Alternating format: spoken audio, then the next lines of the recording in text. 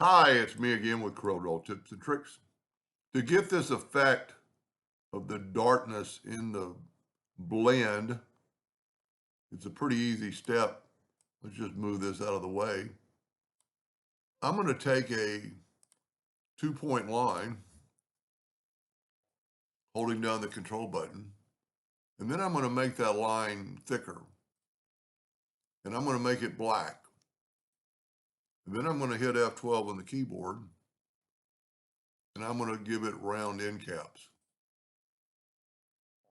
Now what we want to do is go up to Edit and clone this and move this one out of the way. So this is our control curve. This is our clone curve. So what we're going to do now is take Control D and make a duplicate, double click on the rotation and put it on that node and rotate it 45 degrees. And then Control D, Control D. Then we can take our curve or our clone curve and get the shape tool and select the two nodes and right click and turn it into a curve. And then we can do this and look what happens to all of them. And you could go pretty far, whatever you want to do. Now what we want to do is go up to, well, we don't really have to do anymore. We have to go, we'll convert this, well, we can't convert it to an object. So let's convert it. Let's, let's just take, or we're through with basically the clone. Let's go up to object and select them all. Go up to object and break the 9 objects apart. That way we can get rid of our clone. Now we're going to take this one and go to object and convert it to an outline. That's pretty important. Now I'm going to get rid of all these because we can duplicate them here in just a second. And it'll make it a little bit quicker. I'm going to grab my interactive fill tool and I'm going to swipe upwardly and I'm going to put yellow in this spot. And then you're going to want to move this down so you just have a little bit of darkness. Now I'm going to Control D and make a duplicate of that and move it to there, to that. Doesn't look like it's there, but it isn't. It's got to be on the money because there's a couple of nodes right there. And then rotate it 45 degrees. Control D, 90 degrees. Control D, Control D, Control D. Now, because we have them all the same, I would like to keep a couple of them yellow. So I'm going to take this one right here and go to the interactive fill tool, and I'm going to change that yellow to red. Then I'm going to click on that one. I'm going to change that one to green. Then I'm going to check on this one. And see, this way they're all the same. I need to go blue. And let's go red again. Probably only need like 3 of them to be yellow. So let's go a light blue and see what happens. Now, group these together, Control G, and reduce them in size quite a bit. I'm going to go ahead and use the path I used earlier because it seemed to work pretty good.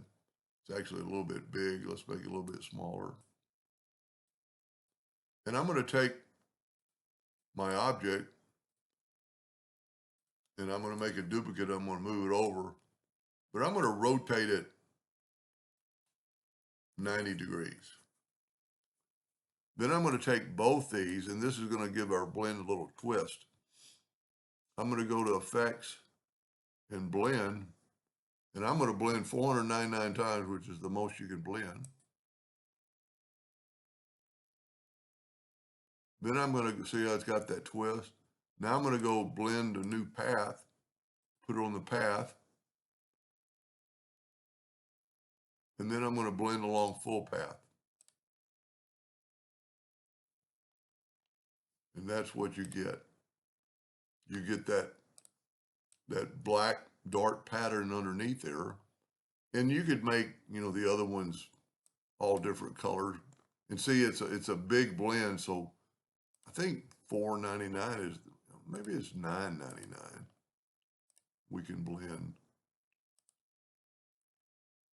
Let's do it again, and I can't remember. Now it'll just slow down my old laptop, but it'll be through in just a second. And then blend along full path, or blend along new path, and then blend along full path.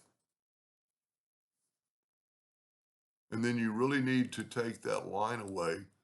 You can't really see it, but if we go up to select it all, go up to object and break the blend apart,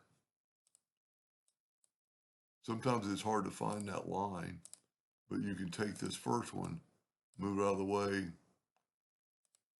Well, maybe in this case, you don't have to take that line away. That just happens to be the first blend, so it didn't really change anything. Let's see if we can't grab it and move it out of the way. Yep, there's our path, so just get rid of it. And that's pretty cool. Let me get rid of this. Go ahead and put a black box around it to make it really stand out, make that black shadow inside really show off. That's pretty cool. Anyway, hope that gave you an idea or two, and thank you for watching.